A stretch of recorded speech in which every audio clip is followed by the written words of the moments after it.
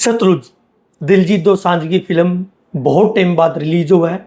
2 दिन तक OTT platform पर रहा है। हालांकि इन्हें 2 दिन में बहुत लोगों तक पहुंच जाए, लेकिन उसके बाद OTT प्लेटफॉर्म पर हट जाए, जिसका डर खुद दिलजीत दोसांझ ने अपना लाइव में बताया था कि होश कहिया इस पर हट जाए। लेकिन मैंने उम्मीद है कि तुम डाउनलोड करके कड़िया देख लोगे और तुमने देखनी चाहिए। अब के कारण था यह फिल्म आई और के कारण था यह फिल्म हटी, इस बारे में आज आप बात करांगे। राम राम बेचारे ने, मेरा नाम है अनिल। मेरी कोशिश रहा कि तारे से जुड़े मुद्दे, अपने से जुड़े मुद्दे अपनी भाषा में, आम भाषा में तारा तक पहुंचा सकूँ, जिनका किसी न किसी रूप में अपना पे असर पड़े। तो मेरी अगर ये कोशिश तब ना अच्छी लगे तो मेरा यूट्यूब चैनल अनिल बेलर का ऑफिशियल ने सब्सक्राइब कर लियो।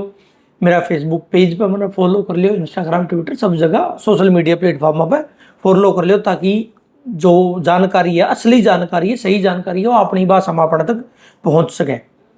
देखो, साल था 2022 जब यह फिल्म बनी थी। इस फिल्म की रिलीज की कहानी शुरू हुई थी। शुरू में इसका नाम था गल्लूगारा। गल्लूगारा पंजाबी जो है वही आसानी से समझ सकेंगे, हरियाणवी भी समझ सकेंगे, क्योंकि गल्लूगारा आप सुनते आए हैं शब्द, उसका सब असर सही सरलार्थ हरियाणवी में अलग है, पंजाबी में अलग है, लेकिन कुल मिला के मोटी मोटी बात वही है जो तुम समझने लग रहे हो, गल्लूगारा। लेकिन पंजाब का इतिहास में और जो लिखित इतिहास है उसमें गल्लूगारा शब्द जो है वो ज़्यादा सा अच्छा है नहीं। मतलब बड़ा वो दर्दनाक इतिहास रहा इस शब्द का, तो इसलिए सेंसर बोर्ड ने यूँ नाम रखने का मना कर दिया। फिर इनकी नाम रखे इसका पंजाब 1995, पंजाब 95। ठीक है। अब जो बात है वह 1984 से लेकर 1995 तक का जो दौर था, इवन 95 से भी आगे का जो दौर था, वो पंजाब खातर बड़ा सेंसिटिव दौर रहे हैं। पंजाब में आतंकवाद शुरू हुआ, आतंकवाद चरम पर गया, उसके बाद पुलिस ने, प्रशासन ने रोकने की कोशिश करी और को या के नहीं हुआ, वो तरह सब इतिहास में है, पंजाब का इतिहास में। तो बड़ा वो टाइम थोड़ा सेंसिटिव टाइम था, इसलिए 95 पंजाब का जो नाम है यू भी रखने थे, उनकी मना कर दिया। इवन इसमें जो कह दिया कि इसमें इतने कट लगाओ तब जाकर हम ये फिल्म रिलीज कर देवांगे। तो इस कारण ये फिल्म 2022 से लेकर 2026 तक अटकी रही। बहुत लोगों ने इस पर कोशिश करी कि यार ये क्यों नहीं आने दे रहे, क्यों नहीं आने दे रहे। तो फिर अचानक ये अचानक 2026 में यह फिल्म जी का OTT प्लेटफॉर्म पावे, जुलाई का भी नाम है, OTT प्लेटफॉर्म पावे। 2 दिन तक फिल्म OTT प्लेटफॉर्म पर रहे, उसके बाद हटा दी जावे।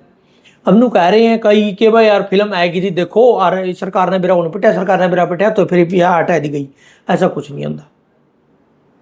फिल्म जब आवे तो सरकार ने कोई भी फिल्म अगर आप रिलीज कर रहे हो बिना सेंसर बोर्ड की परमिशन के आप कर ही नहीं सकते, क्योंकि अगर आप तब न कर दी तो सीधा सीधा क्रिमिनल चार्ज लगेगा, और सब पर लगेगा, वो प्रोड्यूसर पर लगेगा, एक्टर पर लगेगा, डायरेक्टर पर लगेगा, जिस प्लेटफॉर्म पर जिस जगह पर रिलीज हो रही है उस पर लगेगा। इसलिए ये तो ऐसा तो है नहीं भाई सरकार ने इसका नहीं पता था, सरकार ने पता था, इसलिए यार रिलीज हुई।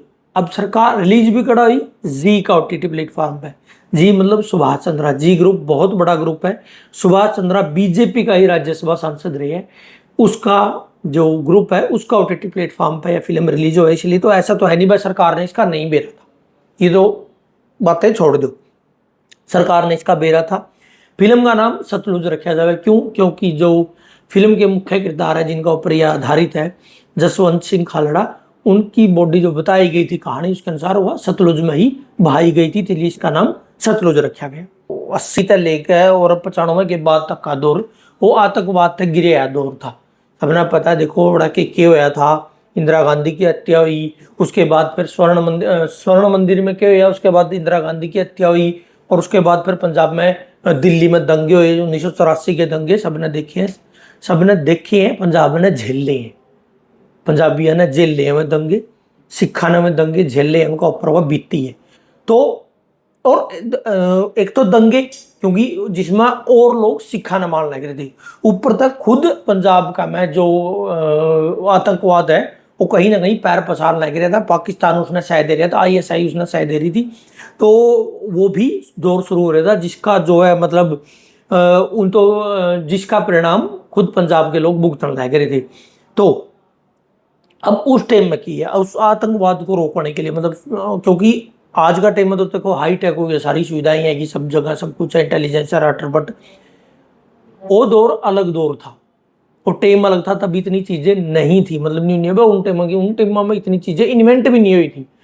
तो उसको रोकने का जो जुम्मा था उस निरपराधी पंजाब पुलिस पे था। मतलब प्रयास इतने करे थे हम, और बहुत हत्याएं हुई उसमें, बहुत एनकाउंटर हुए उस टाइम में। अंदाजा इस बात का लगा लो कि 1992 में पंजाब में 2119 लोगों के एनकाउंटर हुए थे लिखित में।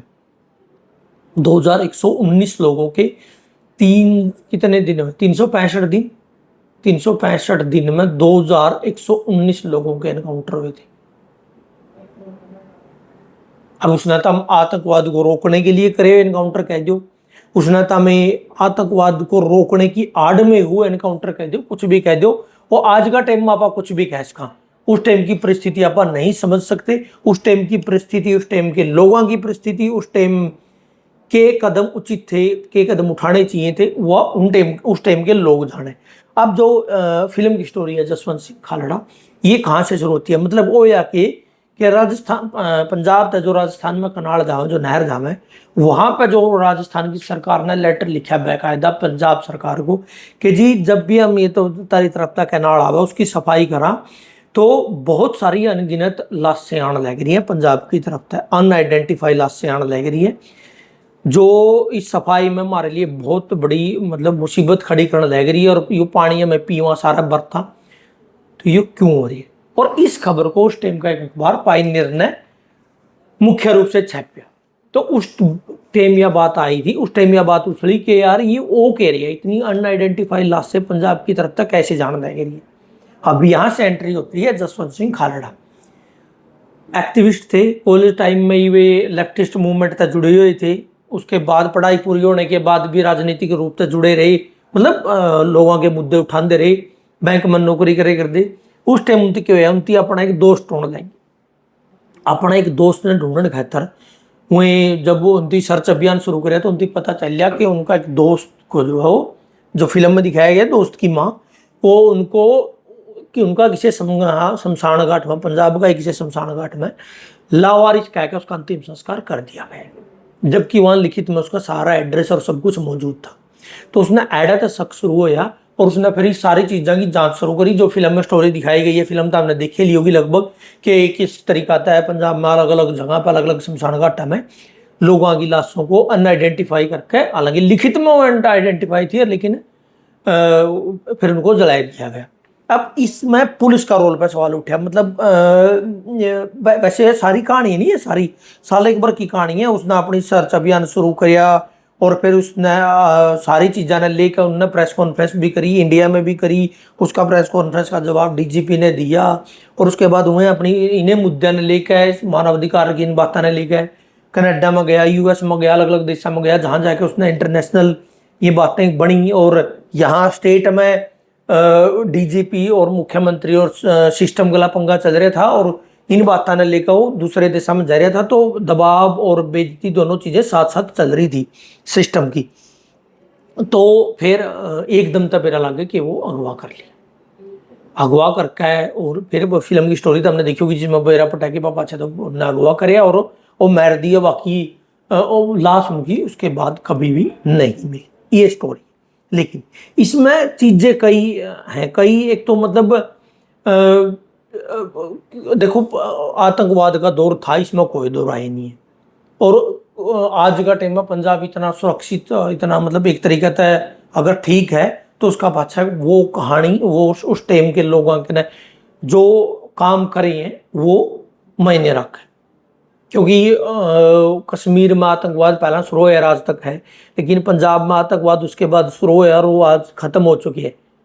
तो कुछ तो काम हो यह है, उसके लिए पंजाब के लोगों को कितना बलिदान देना पड़ा ये भी एक विषय है। देखो ऐसा नहीं है भाई ये विषय नहीं है, पंजाब के लोगों ने कितना भुगते है उस चीज़ में। अब स्टोरी में जो ये दिखाया गया कि हाँ वो स्टोरी में भी यही बात कही है कि आतंकवाद का सफाया चल रहा था, आतंकियों को मार लग रहे थे, लेकिन उसके साथ में पुलिस वाले, कुछ पुलिस वाले आम आदमी को भी मारने लग रहे थे, आम लोगों को भी मारने लग रहे थे और उनको अनआइडेंटिफाई करके या तो नदियों में बहा दिया जावा था या फिर शमशान घाटा में जला दिया जावा था। ये इसकी कहानी है। अब बात आई है इसको ओटीटी प्लेटफॉर्म से हटा दिया गया। हटाया क्यों?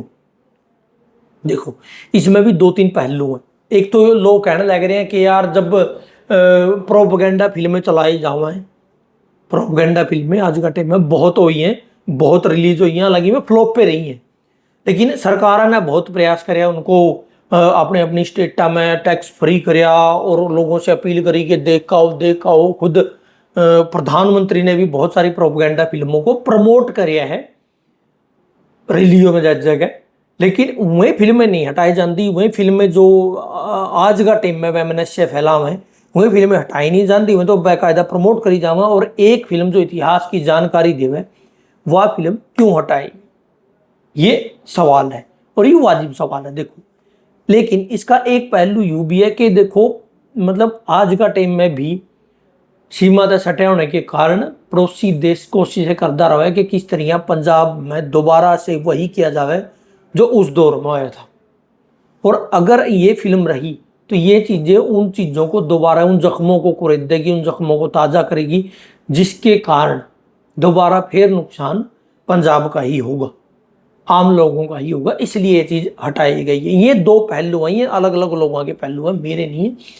ये बातें आम चल रही हैं, सोशल मीडिया पे चल रही है, या लोग चर्चाएं कर रहे हैं कि इसलिए ये सब हो रही है, लेकिन हो रहे हैं। अब एक चीज़ लोगों ने समझनी पड़ेगी कि देखो, जख्म जो हैं वह कुरेद्यांत है, उनको देखियांत है, वह बढ़ेंगी, वह बंद नहीं होंगे। जो फिल्में प्रोपेगेंडा फिल्में चलाई जावें वह भी वह काम करें। और जो यह इतिहास की फिल्म है, हाँ, हालांकि मानना क्या रहा है, एक आदमी ने मानवाधिकार खातिर बहुत काम करे थे, इसलिए उनको आज भी शहीद का दर्जा दिया जाता है, आज भी लोग उनका सम्मान करते हैं। लेकिन उस उनके सम्मान में करी गई चीज का कोई और गलत फायदा ना उठा ले, इसलिए ये काम करे गए।